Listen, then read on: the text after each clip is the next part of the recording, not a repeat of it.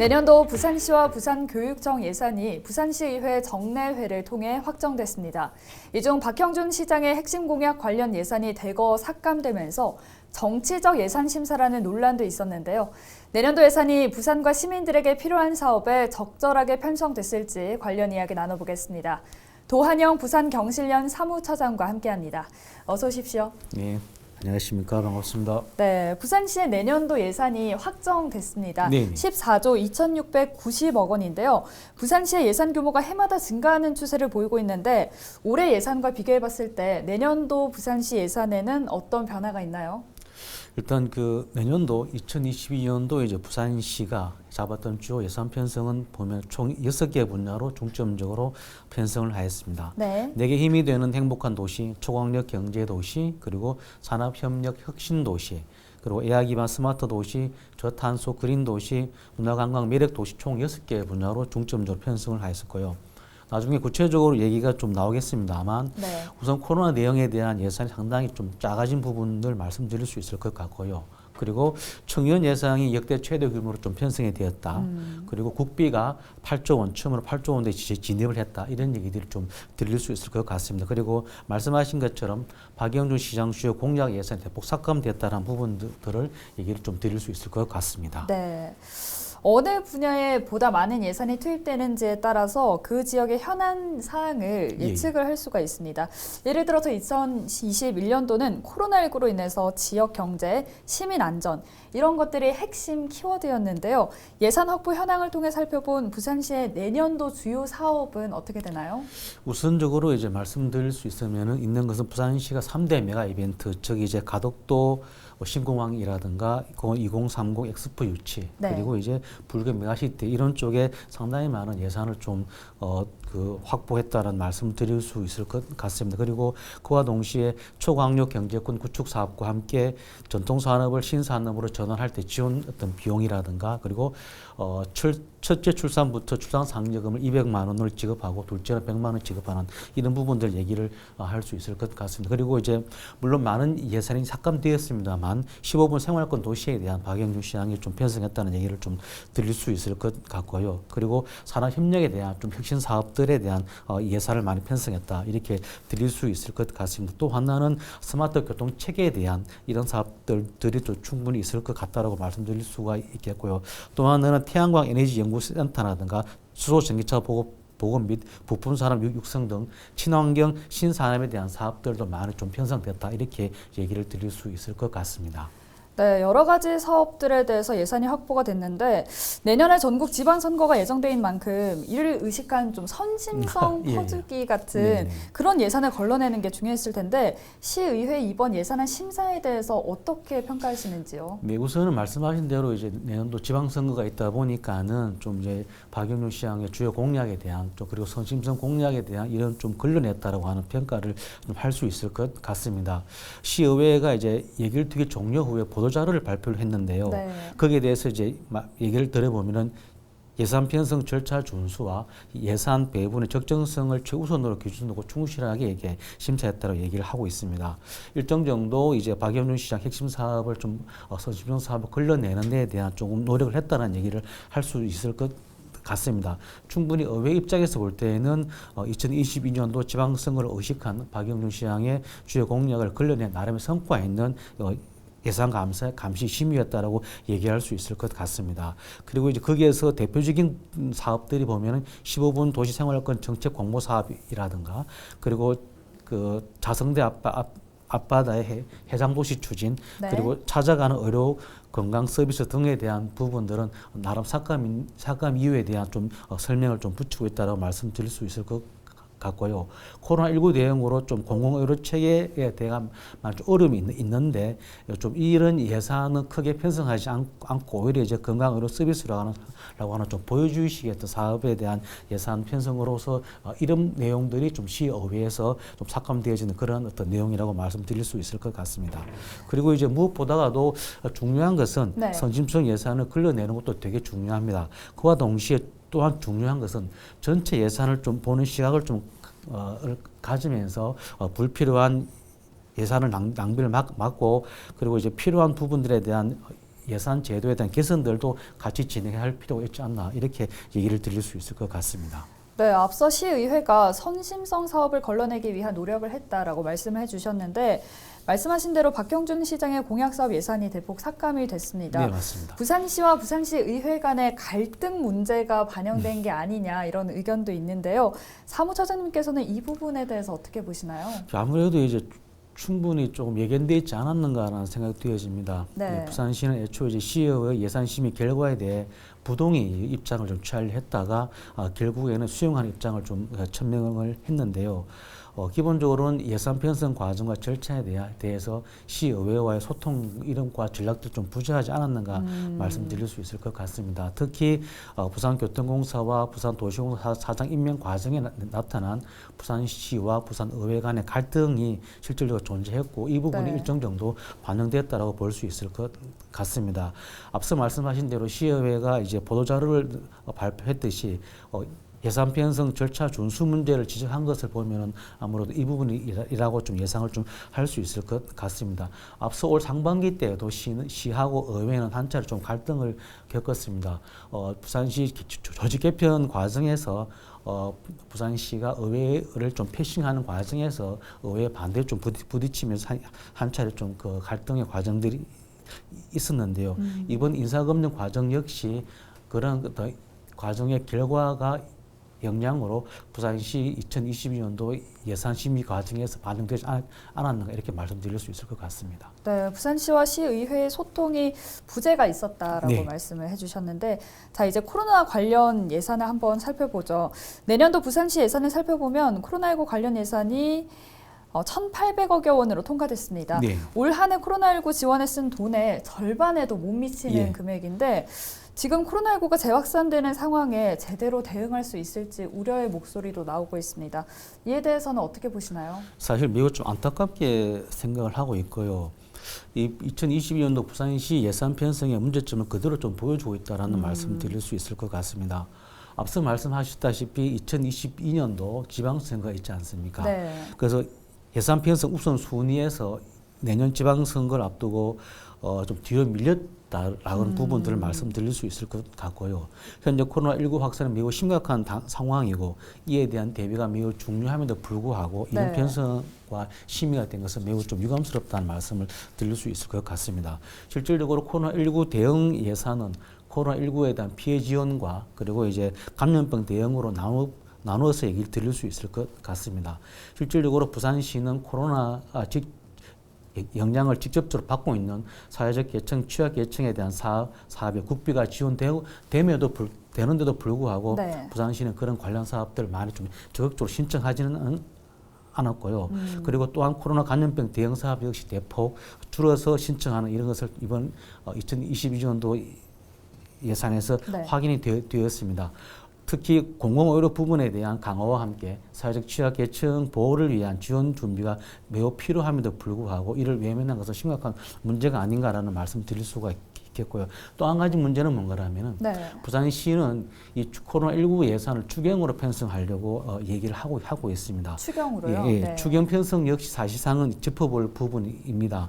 추경은 이 본 예산 심사와는 다르게 추경이 이 예산 심사 기간이 짧기 때문에 실질적으로 이제 낭비라든가 우려에 대한 부실 심사에 대한 이런 우려가 나올 수 있기 때문에 네. 가능하면은 기본적인 예산은 본 예산에 편성하는 것이 맞습니다. 그럼에도 불구하고 2022년도 지방선거를 앞둔 어떤 주요 공약에 대한 예산을 우선적으로 편성하다 보니까는 이 코로나 대응 대비 예산이 좀 뒤로 밀려난 부분이라고 말씀드릴 수가 있겠고요. 기본적으로 이제 지방자치단체들의 대체적인 어떤 예산 편성의 문제가 또 하나가 뭔가라면 네. 세수 수입에 대한 오차 범위가 매우 크다는 겁니다. 실질적으로 만약에 100 정도의 세수가 들어올 수 있다고 예상함에도 불구하고 예산에서는 90 정도만 잡는다는 거죠. 그 나머지 10은 나중에 추경에서 잡음으로써 네. 거기에 따르는 이제 예산 편성을 추경에서 더 많이 하게 됩니다. 앞서 말씀드렸지만 추경 심사에 대한 부실들이 있을 수 있기 때문에 그런 오차를 최대한 줄여내는 것이 되게 좀 중요하다 이런 말씀 드릴 수가 있겠습니다. 그렇게 해서 만들어지는 추경 예산들은 결국은 시장의 공약이라든가 이런 어떤 사업으로 많이 집행될 가능성이 많기 때문에 최대한 추경에 대한 좀 우려들은 좀 우리가 좀 더 한 번 더 짚어봐야 안 되겠나 이렇게 보여집니다. 본 예산이 아닌 추경으로 편성되면 악용의 여지도 있다는 말씀이시죠? 악용이라기보다도 네. 일단 예산 심사에 대한 부실 심사 그리고 이제 시장들의 공약 이런 부분들 좀 더 갈 가능성이 많기 때문에 가능하면 본 예산에서 최대한 심사하는 것이 맞지 않겠는가 이렇게 보여집니다. 네, 자 이제 교육청 예산도 살펴볼까요? 부산교육청의 내년도 예산 또한 심의 확정됐는데 올해 대비 6.2% 늘어난 4조 8,753억 원입니다. 부산교육청 예산 주요 내용은 어떻게 됩니까? 네, 뭐 말씀하신 대로 이제 4조 한 8,700억 원 정도 확정이 좀 되었는데요. 네. 아무래도 이제 코로나 시대에 대비하는 코로나19와 함께하는 시대에 학생들의 학습력 회복과 심리 정속 치유라든가 그리고 기술 활용을 위한 미래 교육에 중점을 둔 예산 편성이라고 말씀드릴 수 있을 것 같습니다. 학교 방역이라든가 그리고 통학 안전 그리고 돌봄 교실 개선 등 학교 안전망 구축 사업들도 많이 좀 편성됐다라고 얘기할 수가 있겠고요. 그리고 네. 교사 재배치 등 과밀 학급에 대한 기소 사업에도 많이 좀 포함이 되어 있습니다. 그리고 코로나19로 등 이제 변화한 학습 환경으로에 대한 1인 1 스마트 기기에 대한 지치 지원 사업 이런 부분들도 많이 좀 편성되었고요. 그린 스마트 미래 학교에 대한 사업들도 많이 좀 확보되었다라고 얘기 드릴 수 있을 것 같습니다. 네. 부산시가 사상 최대 규모의 국비를 확보하면서 국비 8조 원 시대를 열었습니다. 이 시기만 되면 지자체마다 이렇게 국비 확보에 대한 성과를 알리는 것을 보면 예. 국비 확보가 그만큼 중요하다는 뜻일 것 같습니다. 지자체의 국가 예산 확보가 필요한 이유에 대해서도 짚어주시죠. 사실 이제 국비 확보에 있어서는 좀 장단점이 있습니다. 제가 이 부분을 좀 말씀을 드리고 싶은데요. 물론 네. 이제 국비가 2022년도 부산시 같은 경우는 8조 1,500 정도 확보가 되어 있습니다. 올해에 비하면 국비 증가율이 5.7%고요. 투자 예산 신청 대비 반영률은 86%로 역대 최고치를 기록하고 있습니다. 국비가 많이 확보되었다는 것은 그만큼 부산시 재정이 많다는 것으로 겉으로 보기에는 네. 좀 긍정적인 효과를 볼 수 있다고 말씀을 드릴 수가 있겠고요. 그래서 각 국회의원들이라든가 광역시도에서는 국비 확보에 사활을 걸고 있는 상황입니다. 그렇지만 이제 국비가 제가 말씀드린 것처럼 마냥 좋은 것만은 아닙니다. 왜냐하면은 국비가 들어온 만큼 매칭해서 지방비가 거기에 투입이 돼야 되거든요. 그러다 만약에 국비가 100억이 내려온다고 했을 때 지방비가 뭐 50억에서 60억, 70억 정도 자연스럽게 따라서 그 국비에 붙여서 사업이 집행됩니다. 그러다 보면은 지방 예산에서 광역시장 시도지에서 실질적으로 좀 자율적으로 사용할 수 있는 금액들이 그만큼 줄어들게 되기 때문에 국비가 물론 장점도 있겠지만은 어쩌면 매칭돼서 그렇게 쓰여지는 지방비가 더욱더 많이 크게 투여되기 때문에 올해 자율성들에 대한 지방 예산의 자율성이 좀 침해될 수 있다고 하는 그런 우려가 있는 부분을 말씀드리고 싶습니다. 그래서 저희들 볼 때는 기본적으로 이제 그 자주재원, 네. 자주재원, 즉 지방세라든가 세외 수입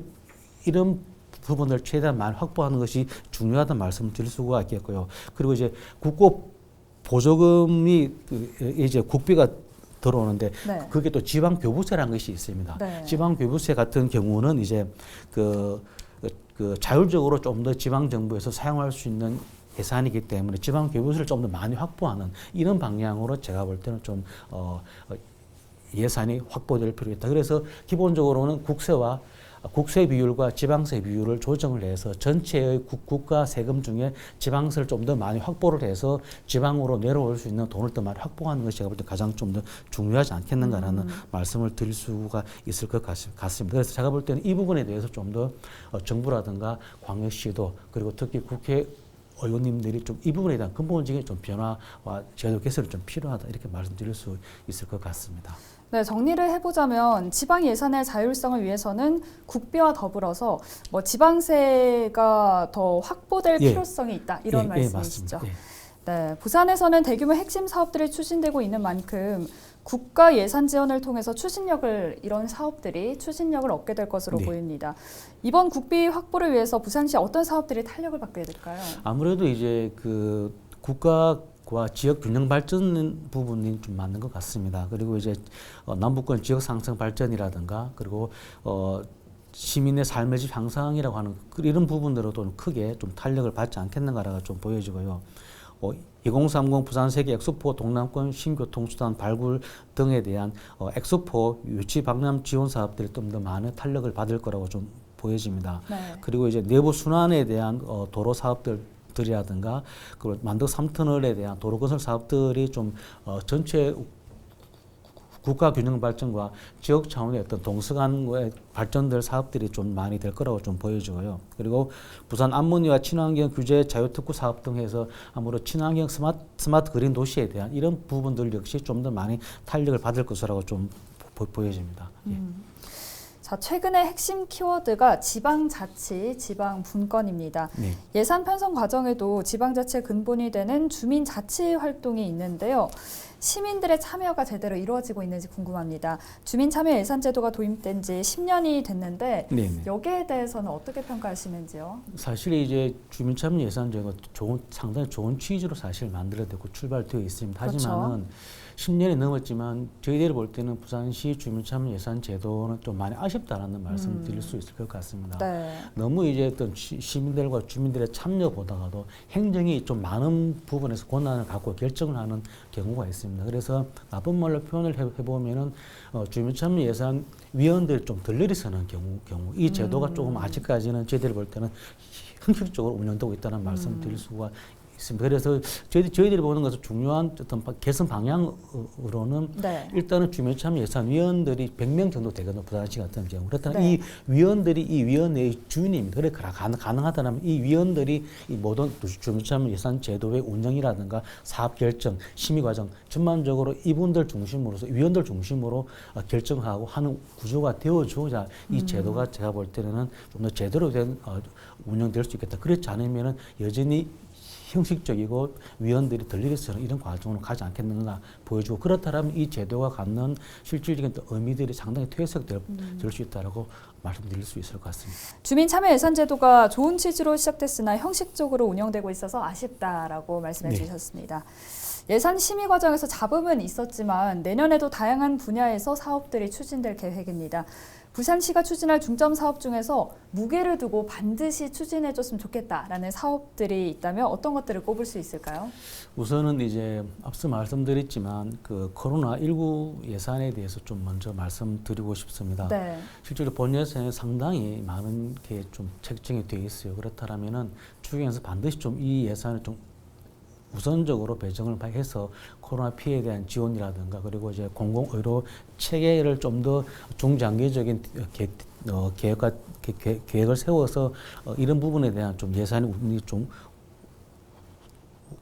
우선적으로 편성될 필요 있다라는 말씀을 좀 드릴 수가 있겠고요. 그리고 이제 그린 스마트 도시 구현 부산 만들기 사업들도 되게 중요할 것 같습니다. 지금 기후 위기 시대에 탄소 중립 도시 구현에 대한 사실상은 좀 이런 사업들이 좀 적극적으로 더 많이 펼쳐져야 될 거라고 좀 보여집니다. 그리고 이제 15분 도시 구현을 위한 구현을 이제 생태적 관점에서 시민 중심의 부산 대개조 사업들이 좀 진행될 필요 있다는 말씀을 드리고 싶고요. 또 하나는 원래 지금 동백 택시가 지난달부터 이제 시범적으로 진행을 하고 있고 12월 초부터 본격 진행되고 있는데요. 네. 부산 동백전 활성화 사업에도 좀 적극적으로 진행될 필요 있다라는 말씀 드리고요. 그리고 이제 시민 중심의 시민 편의성이 높은 어떤 대중교통 중심 도시를 좀 구현하는 사업들을 적극적으로 펼쳐야 되겠다라는 말씀드리고요. 그리고 끝으로는 이제 국가균형 발전을 위한 다양한 노력을 좀 많이 했으면 하는 바람입니다. 현재 부산시가 메가시티 사업을 추진하고 있지만은 좀 더 많은 노력들이 필요해 보이고요. 어쨌든 시민 중심과 어떤 시민들의 복지와 취약계층들을 위한 이런 사업들에도 좀 더 많이 좀 사업들이 진행됐으면 하는 바람입니다. 네, 지금까지 2022년에 부산시 예산에 대해서 이야기 나눠봤는데요. 도한영 부산경실련 사무처장과 함께 이야기 나눴습니다. 오늘 말씀 고맙습니다. 네. 부산시 예산은 시민들의 삶의 질 향상을 위해 곳곳에 유용하게 쓰여야 하는데요. 정치적 이해관계로 인해서 잘못 쓰이는 일이 없도록 시민들의 지속적인 참여와 감시가 필요할 것 같습니다. 헬로 이슈 토크 오늘 여기서 마칩니다. 함께해 주신 여러분 고맙습니다.